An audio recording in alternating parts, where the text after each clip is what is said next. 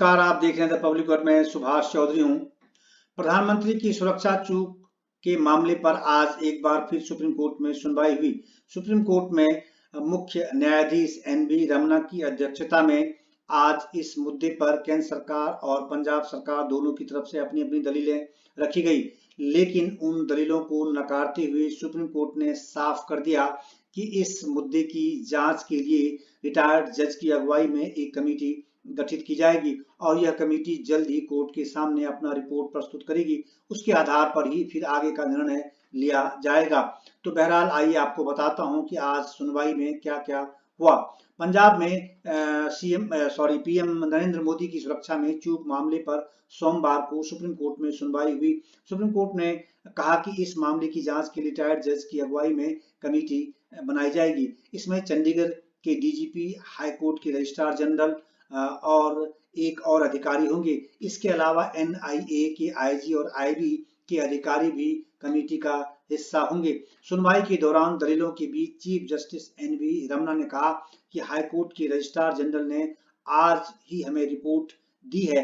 याचिकाकर्ता की वकील मनिंदर सिंह ने कहा कि आप कल या परसों इस मामले पर सुनवाई कर लें ताकि आप रिपोर्ट भी देख लें और हम लोग अपनी दलीलें भी ठीक से रख सकेंगे। सॉलिसिटर जनरल ने कहा कि रजिस्ट्रार जनरल को सिर्फ रिकॉर्ड सुरक्षित रखने थे, न कि कोई रिपोर्ट देनी थी। पंजाब सरकार ने इस पूरे मामले में क्या कहा? पंजाब सरकार की ओर से पेश वकील डीएस पटवालिया ने कहा कि हमारी कमेटी पर निराधार सवाल उठाए गए हैं। हमारे अधिकारियों को कारण बताओ नोटिस जारी कर दिया गया है। चीफ सेक्रेटरी से कहा जा रहा है कि उन्होंने अपने कर्तव्य का पालन नहीं किया। हम चाहते हैं कि कोर्ट हमारा इस पूरा मामला देखे और बिना जांच के हमें दोषी न ठहराया जाए। दलीलें देते हुए पटवाले ने कहा कि मुख्य सचिव को अपने खिलाफ अनुशासनात्मक कार्रवाई पर जवाब देने के लिए 24 घंटे का समय केंद्र सरकार की ओर से दिया गया है। उन्होंने कहा कि हम पीएम की सुरक्षा को लेकर गंभीर हैं, इसलिए इसमें कोर्ट देखे कि बिना जांच हम पर कार्रवाई न हो, यानी कि मुख्य सचिव और वहां के डीजीपी के खिलाफ केंद्र सरकार कोई कार्रवाई न करे। इसके बाद सीजेआई ने कहा कि केंद्र से नोटिस हमारे आदेश से पहले जारी हुआ या बाद में। इस पर सॉलिसिटर जनरल तुषार मेहता ने कहा कि यह नोटिस पहले ही जारी कर दिया गया था, जो कि नियमों के मुताबिक है। उन्होंने कहा कि जो नोटिस चीफ सेक्रेटरी और डीजीपी को जारी किया गया है उसका एक कानूनी आधार है और यह एक सेट प्रोसेस है, उसके तहत ही केंद्र सरकार ने उन्हें नोटिस जारी किया है। इस पर केंद्र सरकार की ओर से सॉलिसिटर जनरल तुषार मेहता ने एसपीजी एक्ट के प्रावधान का हवाला दिया। उन्होंने बताया कि सड़क के बारे में सही जानकारी देना डीजीपी का काम था। सड़क पर ब्लॉक हो या कहीं बाधा है तो भी एक रास्ता खुला रखना वहां के स्थानीय प्रशासन की जिम्मेदारी थी। सॉलिसिटर जनरल ने कहा कि डीजीपी और चीफ सेक्रेटरी या उसका प्रतिनिधि पीएम के साथ चलता है। यह सिर्फ प्रोटोकॉल नहीं है, सुरक्षा में समन्वय का हिस्सा है। जानकारी के अभाव में पीएम का काफिला सड़क ब्लॉक के बिल्कुल पास पहुंच गया था, क्योंकि प्रधानमंत्री का काफिला उस पुल तक जाकर लगभग 20 मिनट वहां रुकना पड़ा था, जहां की किसानों ने जाम लगा दिया था। उन्होंने कहा कि केंद्र ने कैबिनेट सेक्रेटरी, आईबी निदेशक और एसपीजी के आईजी की कमेटी बनाई है। यह कोई अचानक हुआ दौरा नहीं था। पंजाब के उच्चाधिकारियों को पूरी जानकारी थी। उन्होंने कहा कि यह भी पता था पंजाब के अधिकारियों को कि वहां मौसम खराब हुआ तो पीएम सड़क से भी आ सकते हैं। 4 जनवरी को इसकी रिहर्सल भी कराई गई थी। अदालत ने केंद्र से कुछ सवाल भी किए। इसके बाद जस्टिस हिमा कोहली ने कहा कि अगर केंद्र ने सब तय कर लिया है तो कोर्ट के सामने क्यों है? इस पर सॉलिसिटर जनरल ने बताया कि कोर्ट के सामने याचिकाकर्ता आया है।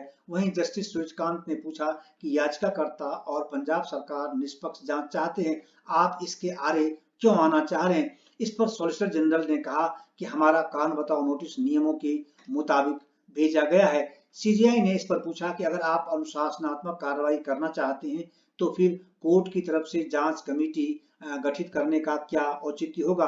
कमेटी क्या काम करेगी? सॉलिसिटर जनरल ने कहा कि कोर्ट हमारी रिपोर्ट की समीक्षा करे। सीजीआई ने कहा कि फिर तो पंजाब की कमेटी को भी काम करने देते हैं। सॉलिसिटर जनरल ने बताया कि उस कमेटी में कई दिक्कतें हैं, लेकिन दूसरी तरफ पंजाब सरकार को केंद्र द्वारा गठित कमेटी पर सख्त ऐतराज था।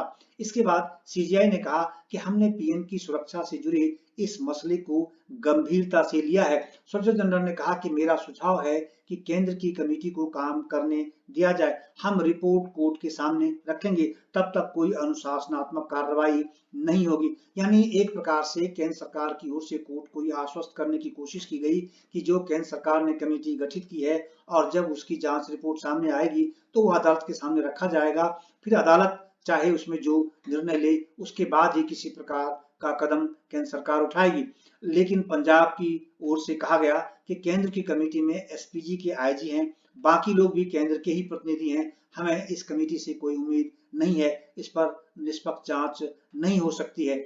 तो पंजाब सरकार की ओर से वकील पटवाले ने साफ शब्दों में केंद्र सरकार द्वारा गठित कमेटी पर सवाल खड़ा कर दिया। ऐसे में कोर्ट के पास कोई और विकल्प नहीं बचा था, इसलिए कोर्ट ने साफ शब्दों में कह दिया कि अब सुप्रीम कोर्ट द्वारा गठित कमेटी ही इसकी जांच करेगी और वह कमेटी जल्द ही रिपोर्ट देगी। उस रिपोर्ट के आधार पर ही फिर आगे का निर्णय लिया जाएगा। बहरहाल यह तो अब तय लगता है कि सुप्रीम कोर्ट द्वारा गठित कमेटी जब जांच रिपोर्ट देगी उसके बाद ही इससे खुलासा हो पाएगा कि आखिर गलती कहां से हुई, किसकी चूक थी, क्या यह जानबूझकर की गई गलती थी या फिर जाने अनजाने में या फिर गैर जिम्मेदाराना हरकत के तहत ये काम किया गया या फिर कोई राजनीतिक हस्तक्षेप भी इसमें था जिसने वहां मौजूद किसानों पर बल प्रयोग नहीं करने दिया और प्रधानमंत्री को समय रहते उनके काफिले को तत्काल इसकी सूचना नहीं दी गई, जिसके कारण से उनके सामने जोखिम जैसी स्थिति पैदा हुई। बहरहाल इस पेशकश में इतना ही। देश एवं दुनिया की अन्य खबरों के लिए देखते रहिए द पब्लिक वर्ल्ड और हमारे चैनल द पब्लिक वर्ल्ड को सब्सक्राइब करना न भूलें। आपका बहुत बहुत धन्यवाद, बहुत बहुत धन्यवाद।